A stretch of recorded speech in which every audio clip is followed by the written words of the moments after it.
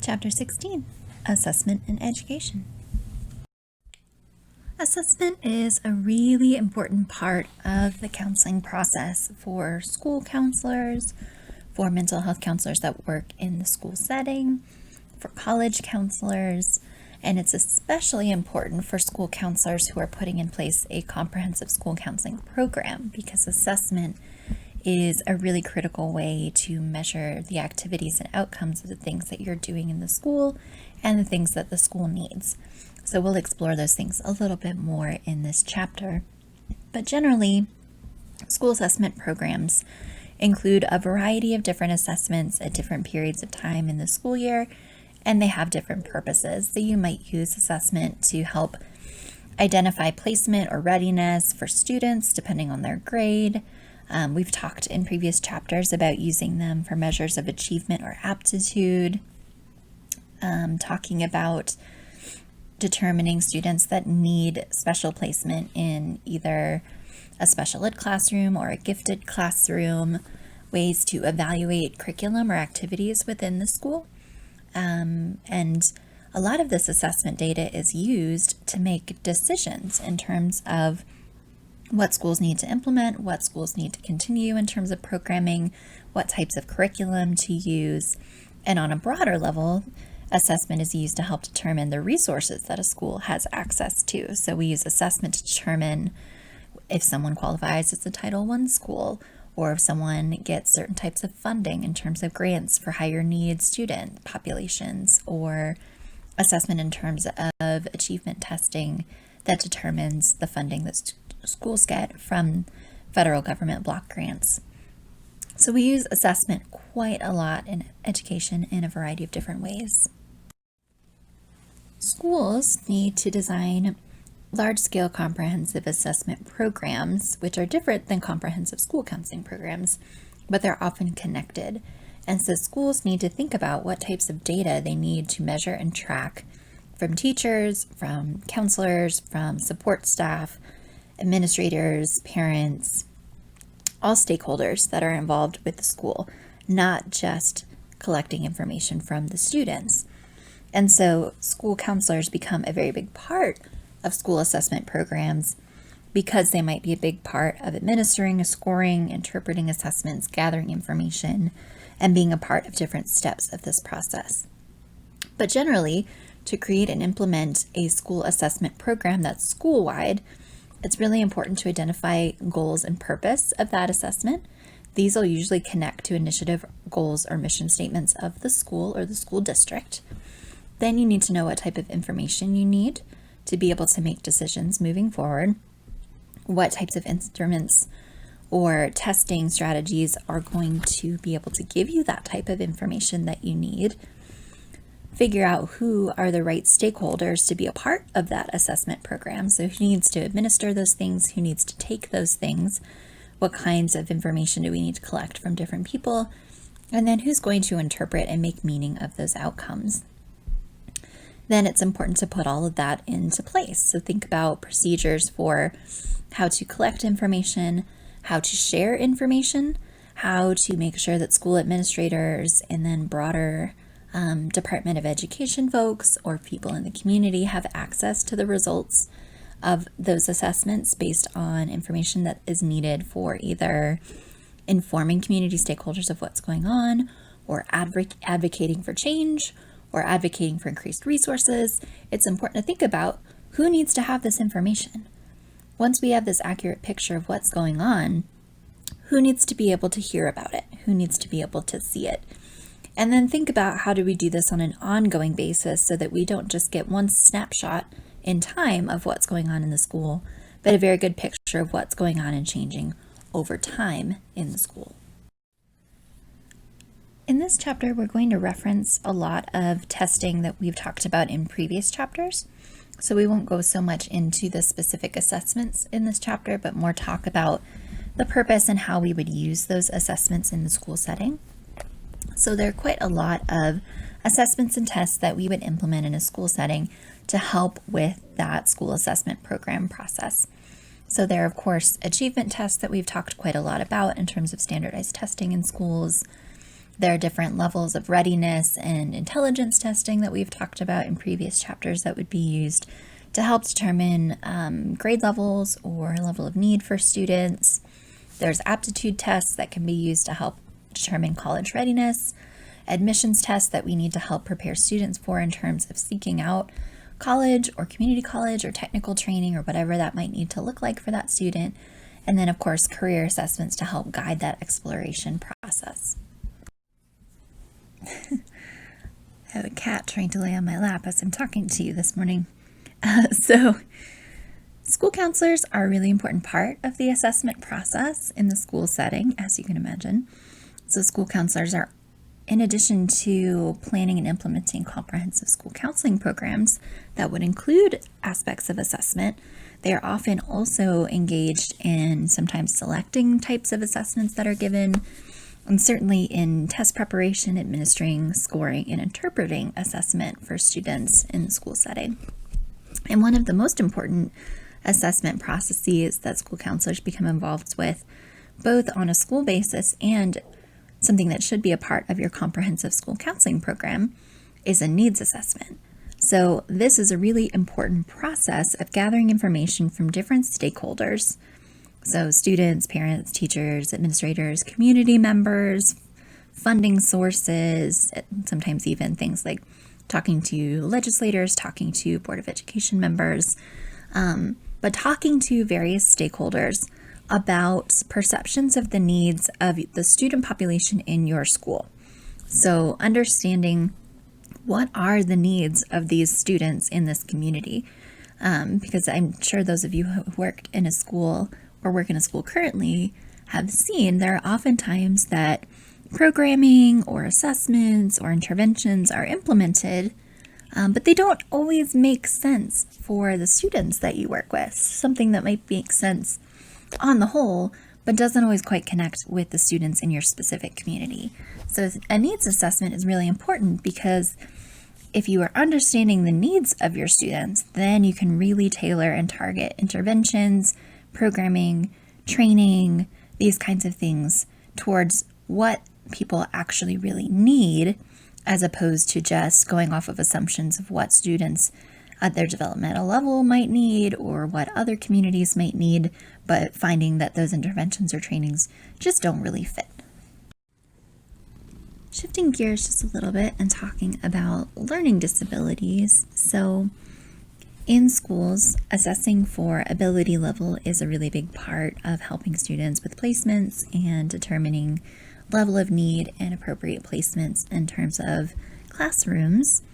So traditionally, looking at specific learning disabilities, SLDs, and you'll remember from our diagnosis class, SLDs are neurological. They connect with neurocognitive related deficits. And so you can have specific learning disabilities in different areas. So in speech, in reading, writing, in math or logic and reasoning. And so it's important to determine not just if someone has an SLD, but specifically which type of SLD, because the intervention that they would need and the supports that they would need are going to look really different depending on the SLD that they have, as you can imagine. You would not use the same type of intervention for someone who has a listening comprehension learning disability as you would for someone with a mathematical reasoning disability. Those students would have very different needs for supports. So it used to be that you would look at discrepancies between abilities and achievement, and anywhere that there was a significant discrepancy between the two, you would determine that there was a learning disability in place. That's changed quite a bit. So now we look more at this responsiveness to intervention model, this RTI model. And so since the IDEA Act was in place, it's really targeted making sure that students have the correct type of supports and access to the things that they need in terms of school settings. We really look at a different type of way to assess those needs. So under this RTI model, you first would do a universal screening of everyone to figure out who is at risk for academic failure, because as you can imagine, if your learning disability is only diagnosed based on an achievement test, as we've talked about, there are all kinds of different factors that can impact the outcome of an achievement test that may or may not have anything to do with the ability level of that student. So instead, because we were seeing a lot of students slip through the cracks or not get the supports that they needed, universal screening is a much better way to go. So then we can determine if everyone is on grade level, or if there are certain students who might need a little bit more support in a certain area. So if in that universal screening, we determine that there are students that are at risk for failure, then we would provide further monitoring, intervention, instructions, and perhaps even further assessments to determine if there's a learning disability or something else at play.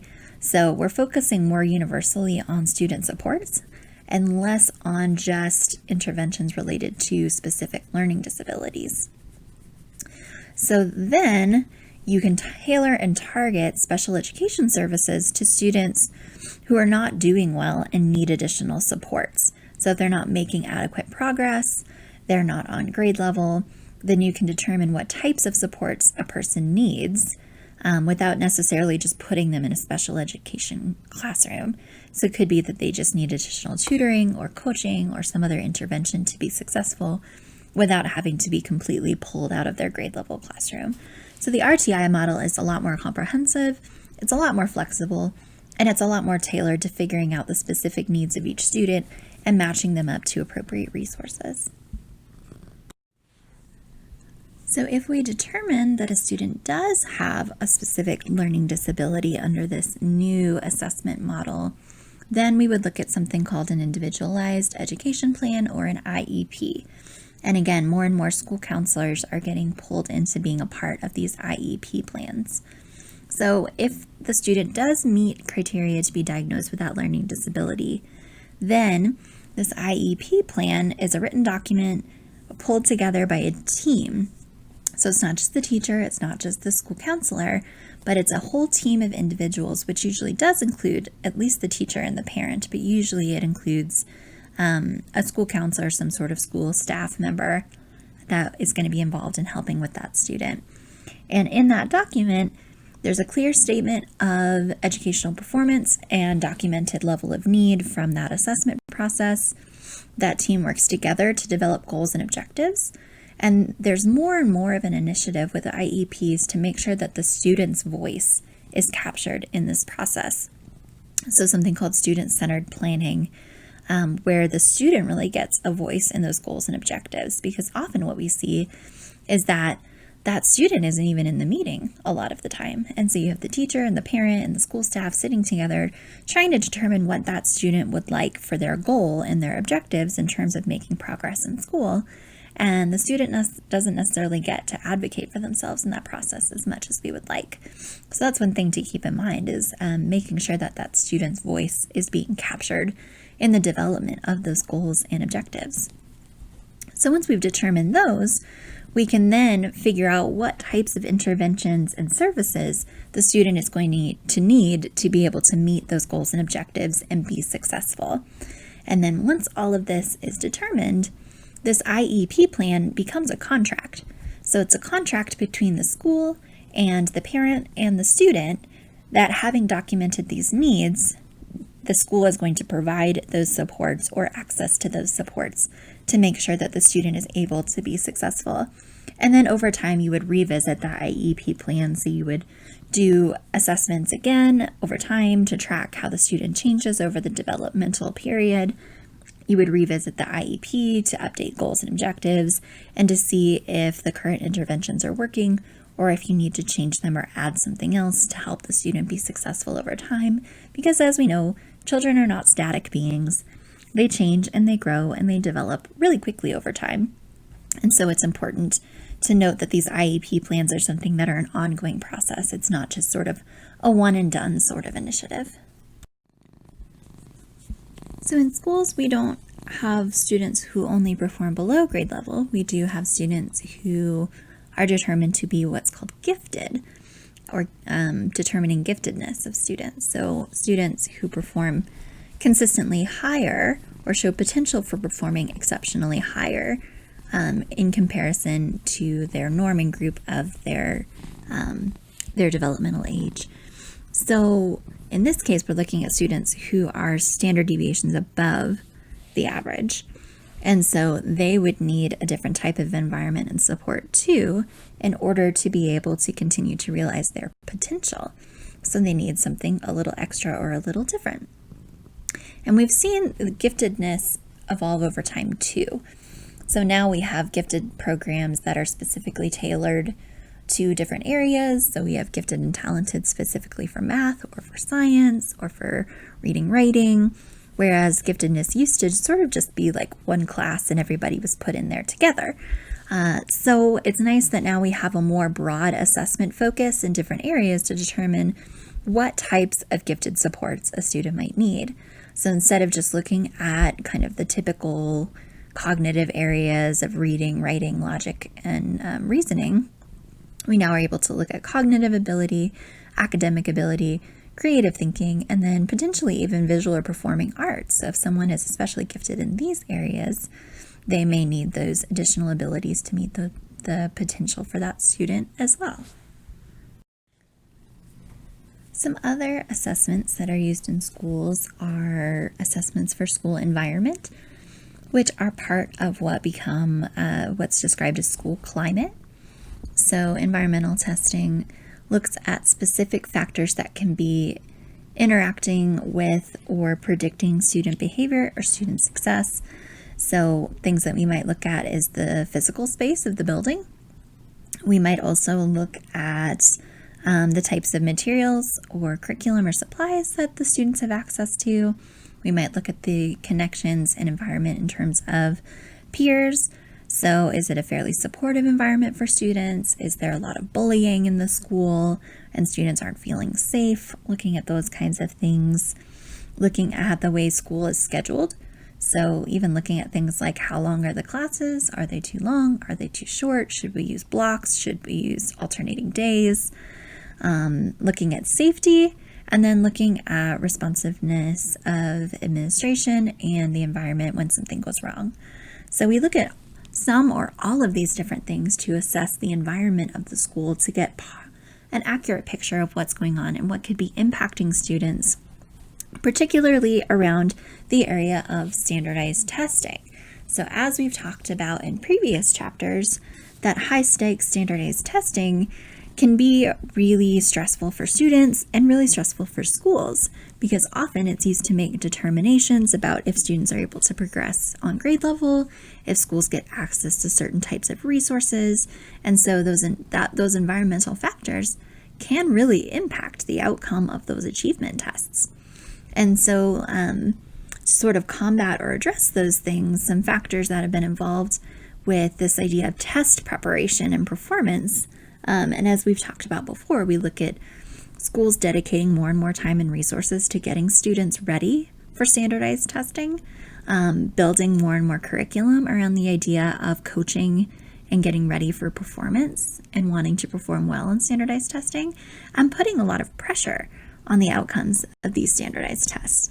So 3 factors that have become noted in schools just to pay attention to are these ideas of coaching, test wiseness, and test anxiety. So first, coaching is used to train people how to take a test. So it's not necessarily about the content or the curriculum.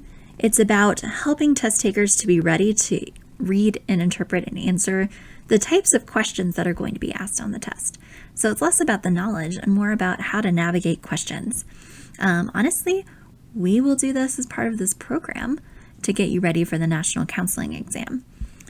So this has just become a part of the culture of broad assessment and achievement testing. And this idea that it's not just enough to know the curriculum or to know the information, you have to be coached to do well on certain types of standardized tests. So you see, we've talked about SAT prep, we've talked about prep for different kinds like graduate record exams and LSAT exams, and how this can impact the outcome. So is it that the student really was more prepared or potentially has better potential to do well in school, or is it just that they were coached to be able to do well? And so these are just some things to be aware of in terms of testing, which I think a lot of you might already be a bit aware of in terms of it's not really a level playing field when it comes to standardized testing, because we have things like coaching going on that don't always reflect the student's ability level. They just reflect access to certain types of resources. So then we have test wiseness connected to this idea. And so that's someone's ability to use characteristics, formats, or coaching to be able to get a higher score. And so it's not necessarily, again, reflective of that person's knowledge, but just their ability to use those resources and things like coaching to do well on the test. So this is part of that validity and reliability testing, is we would look at test wiseness and see how well the test actually measures what it's supposed to measure and how well it can be impacted by these other factors of test prepping and coaching and those kinds of things. And then, of course, we have test anxiety, which can negatively impact a student or an individual. So this idea of feeling a lot of pressure, feeling a lot of anxiety. There are even people who have full-blown panic attacks when they sit down to take a standardized test. So as you can imagine, that can impact a student's score as well. And that doesn't necessarily mean that they don't know the material as well. It just means that they're being impacted negatively by their anxiety when they're taking the test because they can't think as well. So there's a whole industry now about how to decrease and address test anxiety. So it's kind of interesting to take a step back and think about the fact that this is so prevalent that now there's an industry dedicated to ameliorating test anxiety for both students and adult test takers. So for school counselors, it's really important to have competency in terms of assessment. And some of these things you'll be able to do after we finish our class. Some of them you can do now, and a lot of them we will reiterate in the school counseling focus classes about what this would look like more in your school setting. So it's important to have competency in choosing assessments, being able to pick the right assessment for the information that you need, being able to administer and score those assessments, interpret results, use those results to help advocate for students or make decisions about students' needs, being able to talk about assessment in a meaningful way with teachers, with parents, with students, being able to interpret evaluations related to school-wide programs, implementing comprehensive school counseling programs that include counseling-related interventions, and then knowing how to measure those things so that you can demonstrate what you're doing is making a difference. Using things like needs assessments to be able to understand the needs of your school and your school environment. And then being able to use assessment and evaluation practices to really advocate for your position in the school and show that the things you're doing as a school counselor makes a positive difference in the school and are a very good use of your time and your resource.